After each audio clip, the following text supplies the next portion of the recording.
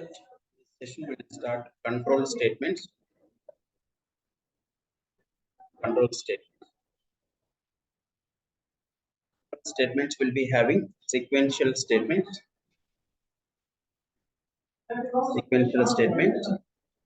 selection statements, looping or iteration statements. Looping or iteration statements. These are the three types of control statements we have. Sequential statements in a sense.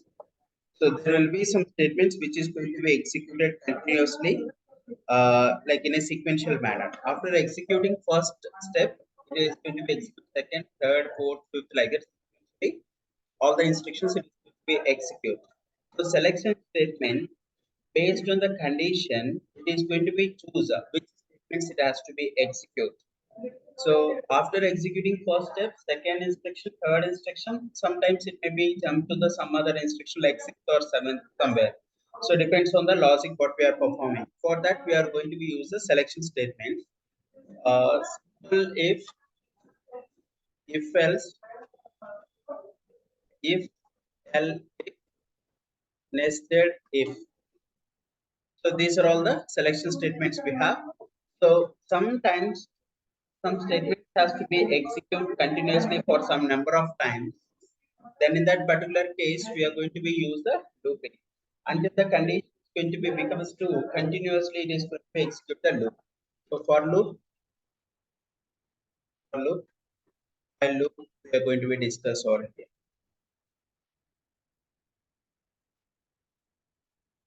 See, in C language, C++ or Java programming language will represent block of statements in open and close. Open and close. So within this open and close phrase, whatever it may be the statements we are writing, that will be considered as one block. But in Python, block of statements will be represented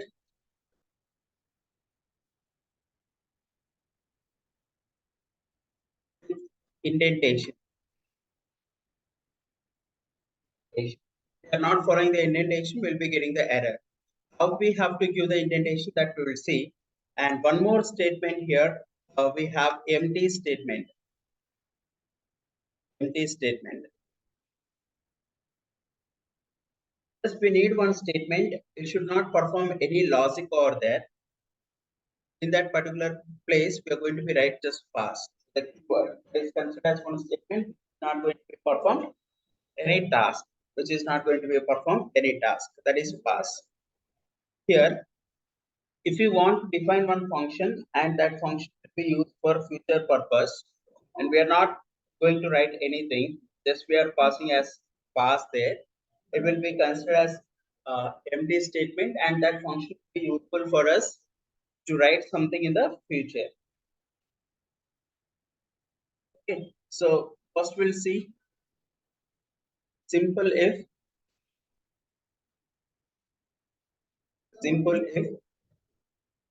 syntax if condition.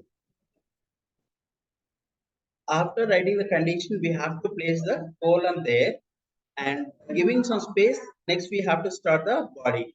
So statement 1. So again, if the statement has to be considered in the same line only, we have to consider like this. Otherwise, we'll be getting the indentation error. So this is outside of the if. Outside of. So like this, we are going to be represent. This is a syntax. How this is work? First, it is going to be checked with the condition. First, it is going to be checked with the condition. If the condition is true, then only the body of the statements is going to be executed. So then again, it will start from the beginning. Sorry. If the condition is true, then the statements is going to be executed, and it is going to be come outside of the if condition. If there is any statements, it is going to be get executed. Then again, it is going to be repeat the any statements whatever we have outside of if statement. This is a syntax. there is no task will be done. There is no task if the condition is false that we will implement with the help of if else. We'll see the example of if else. Sorry, simple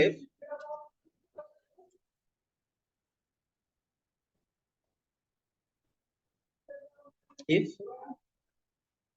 will be accepting the number instead of enter a number instead of enter a number. See, we have input which is used for accepting the input from the user dynamically, that what we can consider as a by default string. With the help of input method, whatever we are accepting dynamically from the user at the time of execution, we can say that will be considered by default as a string. If I want to convert that into integer, we are providing int. The string value is going to be converted into integer here. So if n is greater than or equal to 0, n is greater than or equal to 0, then it is n is positive number. N is positive number. So only one statement I have written here.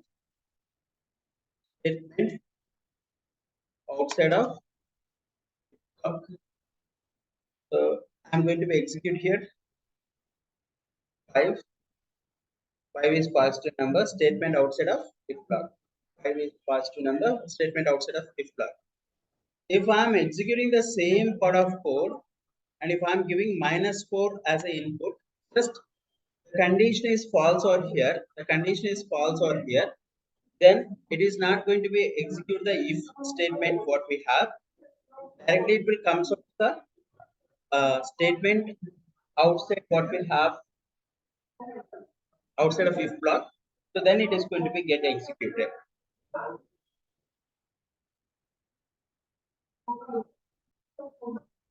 We'll see the if else concept. If the condition is true, if body is going to be get executed. If the condition is false, there is nothing to be executed. In that particular case, if else,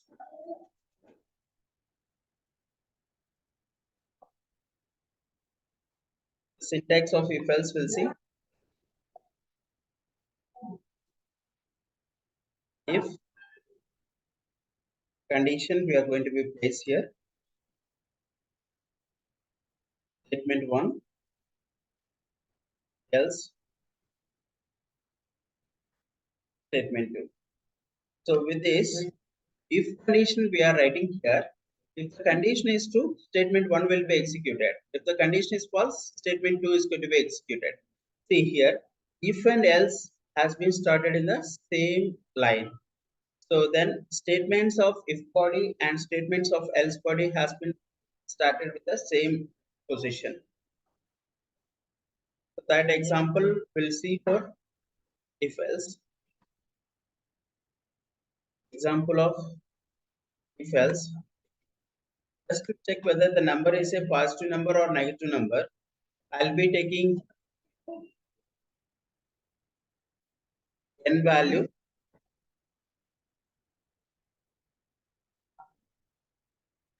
enter a number. If n greater than or equal to 0, and n is positive number,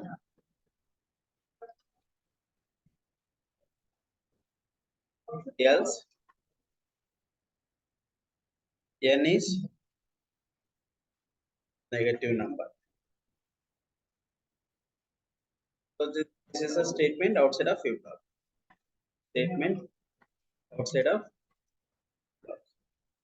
So I'll be writing 6 here, 6 positive number, and after executing this, it is going to be comes outside of the if else block. And if I'm giving -3 as input, -3 is a negative number, statement outside of the block. Just for the same example of if else, we'll check determine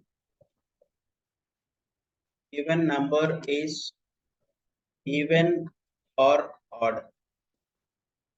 Determine the given number is even or odd. How we can able to determine the given number is even or odd? First, we are going to be considered the number after dividing that with 0. If we are sorry, after dividing that number with 2, we are getting remainder 0 in a sense, that will be considered as even number, or else it is odd number. So for taking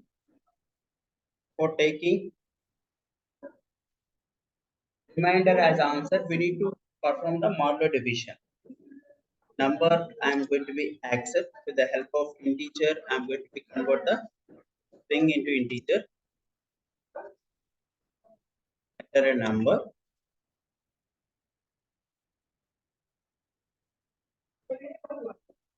If number modular division equal to 0, modular division equal to 0, number is even number, else is odd number. So 6 if I am giving is even number, 9 if I am giving odd number. This is an example of if else.